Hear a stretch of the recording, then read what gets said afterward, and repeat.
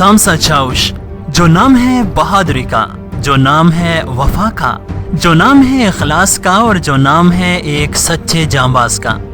ये वो मुजाहिद है जो हाइमा खातून के भांजे तैमूर का सिपाही था और फिर उसकी शहादत के बाद एर्तुगरुल का बाजू बन गया।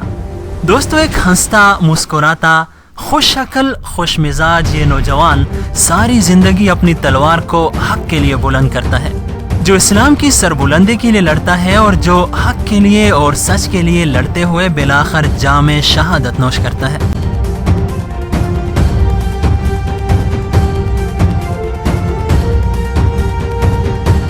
दोस्तों, इसकी शहादत जिन हालात में हुई और जिस तरह से इसके अपने लोगों ने इसके साथ गद्दारी की और दुश्मनों के बीच जिस तरह तने तनहा वो जामे शहादत नोश करता है, ये मंजर लोगों को रुला देता है। सच पूछिए तो पूरे ड्रामा सीरियल एर्तुगरुल गाजी में मेरा अपना सबसे पसंदीदा किरदार सामसा चाउश का था, क्योंकि इस नौजवान में कुछ ऐसी बात थी जो और किसी में नहीं थी।